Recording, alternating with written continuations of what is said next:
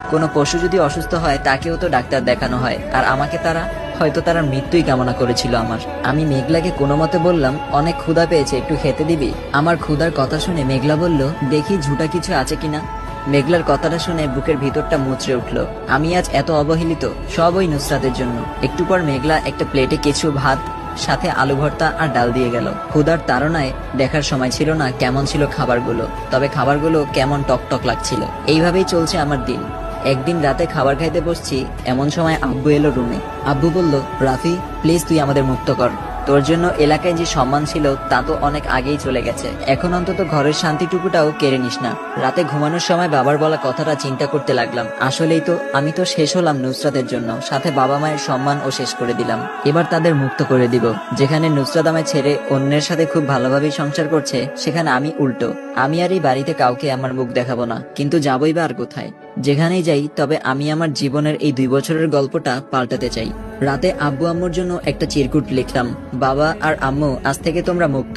তোমাদের অবাধ্য সন্তান নামের কুলাঙ্গারকে আর দেখতে হবে না। জানি না আজ থেকে আমার কোথায় স্থান হবে, তবে মৃত্যুর পরও আমার লাশ তোমাদের সামনে আসবে না, এই প্রমিস করছি। জন্মের পর থেকে কতই না জ্বালিয়েছি তোমাদের, তবে আম্মু, তোমার দুধের ঋণ ছাড়া বাকি সব ঋণ শোধ করে দিব যদি বেঁচে থাকি। মেঘলার জন্য একটা চিরকুট লিখে আসলাম। আসলে তুই না থাকলে আমি জানতেও পারতাম না আমি কতটা নিচু স্থানে বাস করতাম এই বাড়িতে। আর হ্যাঁ, আজ থেকে এই নেশাখোরটাকে আর দেখতে হবে না তোকে। ভালো থাকিস, আর আব্বু আম্মুকে একটু দেখে রাখিস। বাড়ি থেকে বেরিয়ে আসলাম, কিন্তু যাবোটা কোথায় এখন? যাওয়ার মতো বন্ধু বান্ধব বা আত্মীয় স্বজনও তো নেই। সেই ভোর থেকে হাঁটা শুরু করলাম। সন্ধ্যার দিকে প্রচুর ক্ষুধাও লাগছিল। হাতে একটা ঘড়ি ছিল নুসরাতের দেওয়া। ভাবলাম এটা বিক্রি করে কিছু খেয়ে নেই, কিন্তু নুসরাতের এই চিঠিটা কিছুতেই হারাতে চাচ্ছিলাম না। তাই আর কি, না খেয়ে বসে রইলাম। সন্ধ্যা ঘনিয়ে আসছে ক্রমশ, আর এদিকে ক্ষুধাও বাড়ছে পাল্লা দিয়ে তার সাথে। তাই আরেকটু হেঁটে মসজিদের অজুখানা থেকে পানি খেয়ে নিলাম। রাত গভীর হওয়ার সাথে সাথে ভয় হচ্ছে আমার, আশ্রয় কি হবে রাতের? 1টার দিকে একটা বাড়ির গেট খোলা দেখা যায়। আমি ভাবলাম রাতটা এখানেই কাটিয়ে দিই। সকালে ঘুম ভাঙলো একজন মহিলার ডাকে। এই ছেলে, এখানে ঘুমিয়ে আছো যে? তুমি কে, আর এখানেই বা ঘুমাচ্ছিলে কেন? রাফি বলল, আন্টি, আমি আমার নিজের পরিচয় দেওয়ার মতো কিছু নেই। রাত অনেক হয়ে গিয়েছিল, আর থাকার জায়গা ছিল না। পেটে অনেক ক্ষুধা থাকায় এখানে ঘুমিয়ে পড়েছিলাম। Sorry aunty. এই বলে আমি হাঁটা শুরু করলাম, তখনই পেছন থেকে ডাক আসলো আবার, এই ছেলে শোনো। রাফি বলল, জি আন্টি বলুন। তোমায় দেখতে তো অনেক দুর্বল দেখা যায়, রাতে খেয়েছো কিছু? রাফি বলল, না আন্টি, এখন কোনো জায়গা থেকে পানি খেয়ে নিব। আন্টি বলল, পানি খেলে কি আর ক্ষুধা যায়? চলো আমার সাথে, খেয়ে নিবে। রাফি বলল, আন্টি, রাতের আধারে আপনার বাড়িতে থেকেছি, এর জন্য আমায় কথা শোনাননি, এতেই আমি কৃতজ্ঞ।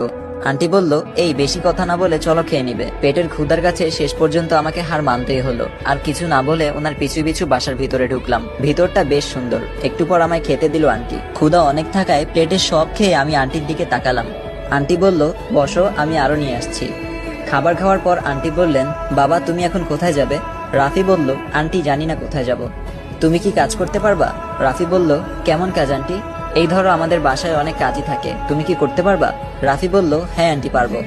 আপনি শুধু আমায় খেতে আর থাকতে দিলেই হবে। আন্টি বলল, পাগল ছেলে, কাজ করলে খাওয়া আর থাকা ছাড়াও বেতন দিব। রাফি বলল, ঠিক আছে আন্টি, আমি আপনাদের সব কাজ নিজের পরিবার মনে করে করব। মনে করার কি আছে, আজ এখানে ঠাই না হলে আমার যে না খেয়ে মরতে হতো।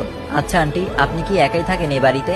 আন্টি বলল, না, আমার সাথে আমার মেয়ে সোহানা থাকে, ও নানু বাড়ি আছে, আগামীকাল আসবে। রাফি বলল, আর আঙ্কেল? আন্টি বলল, তোমার আঙ্কেল গত 2 বছর আগে আমাদের ছেড়ে উপায়ে চলে গেছে। রাফি বলল, সরি আন্টি, আমি না বুঝে আপনাকে দুঃখ দিয়ে দিলাম। আন্টি বলল, আচ্ছা আচ্ছা ঠিক আছে, তোমার নাম কি? জি আন্টি, আমার নাম রাফি।